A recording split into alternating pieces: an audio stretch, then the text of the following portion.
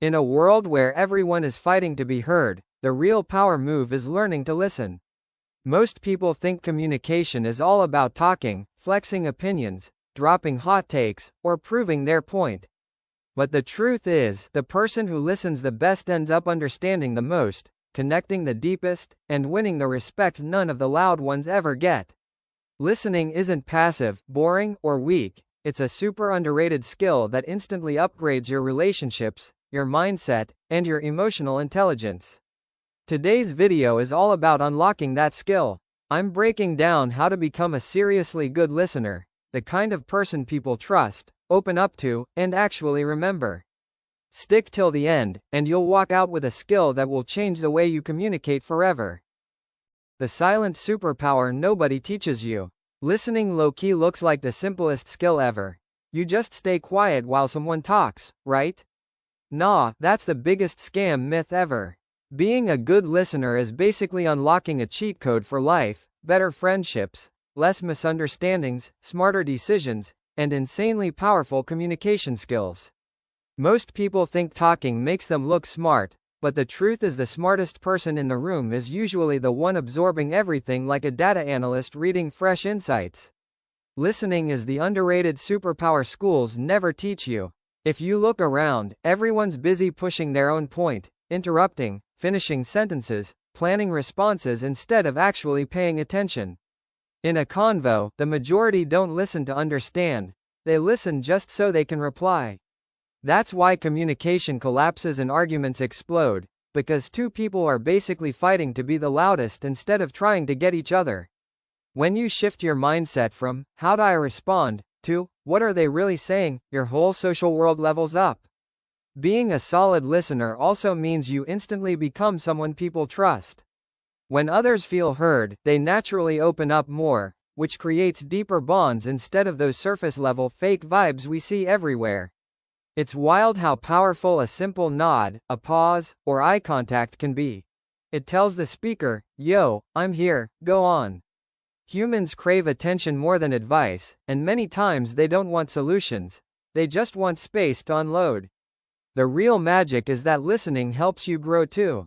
When you listen, you get access to perspectives, ideas, and experiences you'd never learn by speaking. You basically borrow someone else's life lessons for free, without the pain they went through.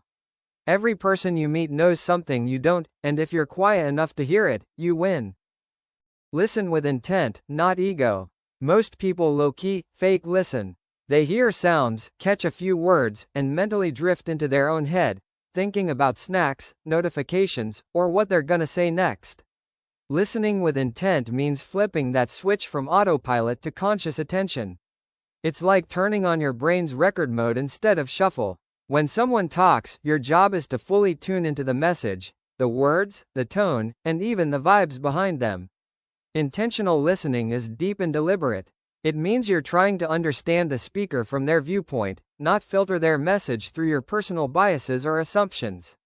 The human brain naturally loves to judge fast, but a good listener holds back that instinct. You don't assume you already know the point, you don't jump ahead to conclusions, and you don't treat the convo like a debate you need to win. It's more like downloading their experience raw, without editing it through your own ego. You become a way better listener the moment you stop making the conversation about yourself. If someone's sharing a story about a rough day, bad listeners instantly jump in with, "Same happened with me, let me tell you." It's not always malicious, it's just our ego screaming for attention. But the person talking subconsciously feels dismissed, overshadowed, or ignored. Intent listening respects the speaker's moment.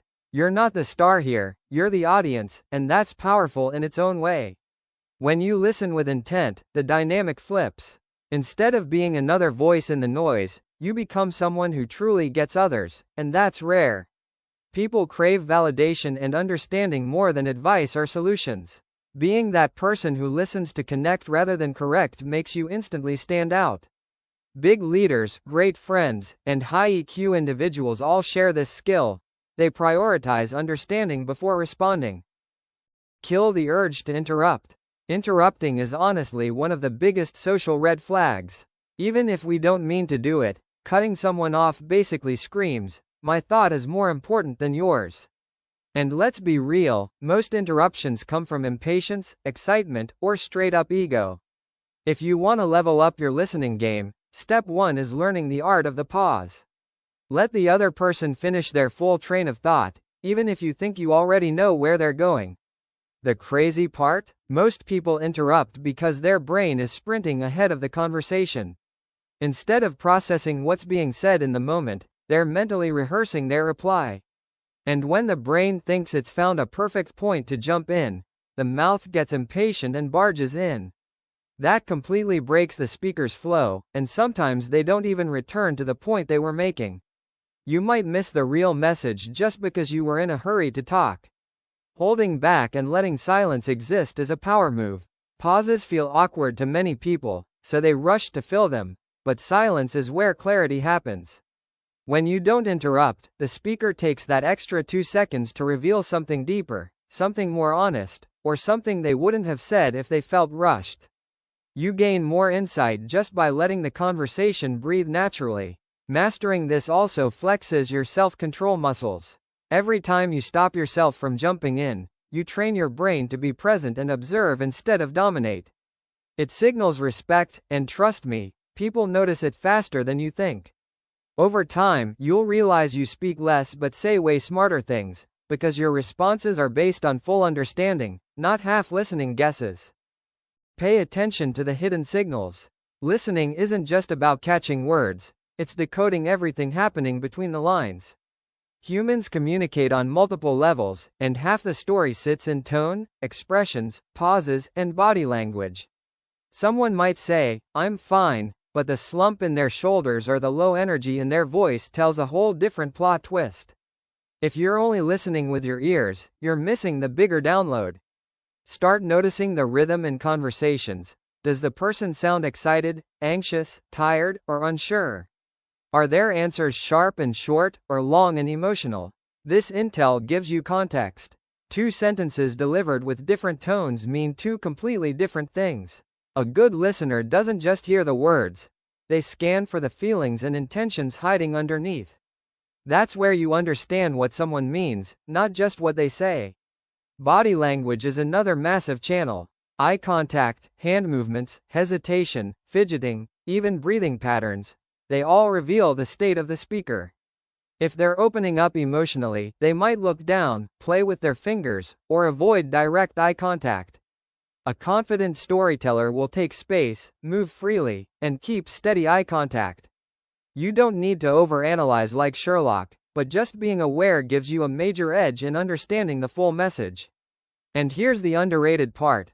Sometimes silence speaks louder than anything else. Long pauses can mean someone is choosing words carefully, hiding pain, or struggling to say something important. You get better at picking these cues the more you practice staying fully present. When you tune into all these layers, you stop taking conversations at surface level, and that's where the real connection begins. Be fully present, your brain has to show up too. You can sit in front of someone and still not actually be there. Being physically present is easy. Being mentally present is a whole different sport. A good listener keeps their attention locked in the moment. That means your brain can't be scrolling imaginary feeds, planning dinner, or overthinking tomorrow's problems while someone is opening up right in front of you. People feel it instantly when you're mentally checked out. Presence starts with eliminating distractions, especially the digital black hole called your phone. The minute you start glancing at notifications or checking the time, the convo loses its depth. Even tiny distractions kill the vibe. Being fully present shows the speaker that they matter, and that their words deserve your full mental bandwidth. It's literally the most respectful thing you can offer another person without spending a rupee. Another part of staying present is resisting your brain's urge to wander. Our minds love jumping to random thoughts, memories, opinions, solutions, judgments, all while someone is talking. The fix is grounding yourself in the moment. Listen sentence by sentence instead of thinking 3 steps ahead. You don't need to predict or assume, just receive the message as it arrives. Let the convo unfold naturally, without you mentally scripting replies or troubleshooting problems. Here's the wild insight. Presence improves the quality of your relationships more than the quantity of words you speak. When someone feels like you're truly with them, not mentally ghosting, they instantly trust you more. You'll get deeper conversations, real stories, and honest feelings. Presence builds emotional depth that talking alone can't create. Great listeners know that being there is the real skill. Listen to understand, not to defend. A lot of people treat conversations like mini battles. The second they hear something they don't like, their brain throws up a shield and goes into self-defense mode, ready to fire back with arguments, excuses, or counterpoints. When that switch flips, they stop listening altogether. Every word becomes ammo to defend their ego instead of data to understand the situation. And boom, the convo collapses. Real listening requires dropping that instinct to protect your pride. You don't need to agree with what someone is saying to genuinely hear them out. Understanding isn't the same as accepting. It simply means you're giving their perspective a fair shot, even if it challenges your worldview. You pause the judgment and stay open to the thought process behind their words. That's how mature communication works, not by trying to win, but by trying to see. This open approach makes you emotionally stronger, not weaker. When you allow someone to express themselves fully without shutting them down, you collect way more information about the issue. You get clarity on what they experienced, how they feel, and why they think the way they do. And that clarity gives you smarter responses, not emotional reactions.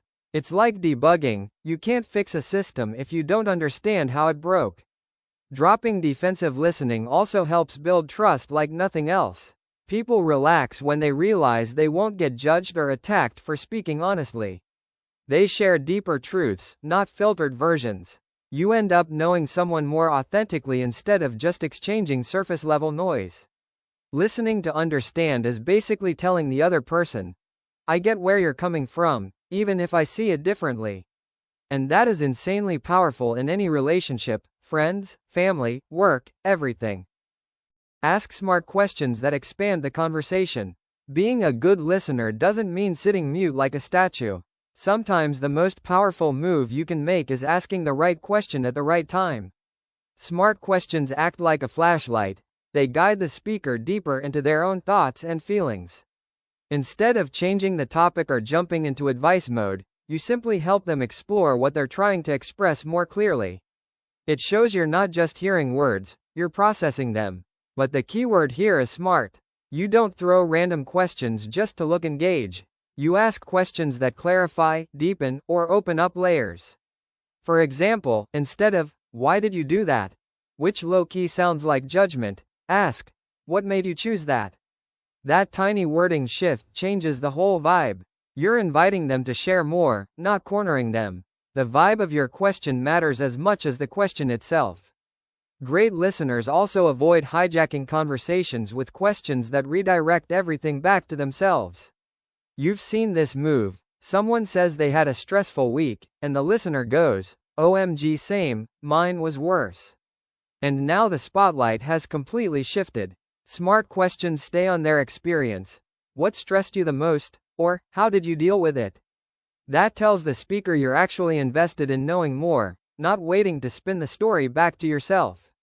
Asking the right questions also helps prevent misunderstandings. Sometimes what you think they mean is totally different from what they actually mean, and a tiny clarification can save a major misread. Plus, people feel seen when someone asks follow-up questions based on what they just said. It proves you're not zoning out or pretending to care. Listening plus curiosity? That combo turns every convo into something meaningful, not just background noise. Fight the urge to judge or jump to conclusions. Judging someone mid-conversation is like slamming a door in their face while they're still talking. The minute your brain decides, they're wrong, that's dumb, or, I already know what they mean, listening goes offline. You stop absorbing new info and start building internal arguments, even if your lips stay shut. A good listener puts judgment on pause long enough to understand where the speaker is really coming from. The truth is, every person speaks from their own life experiences, their choices, mistakes, culture, struggles, and wins. When you judge too soon, you're basically assuming your POV is the superior one without even hearing theirs fully. And that's not only unfair, it blocks your own growth. You miss insights, lessons, and perspectives that could have expanded your thinking just because you mentally labeled the speaker before they finished their point. Plus, judgment makes people shut down instantly.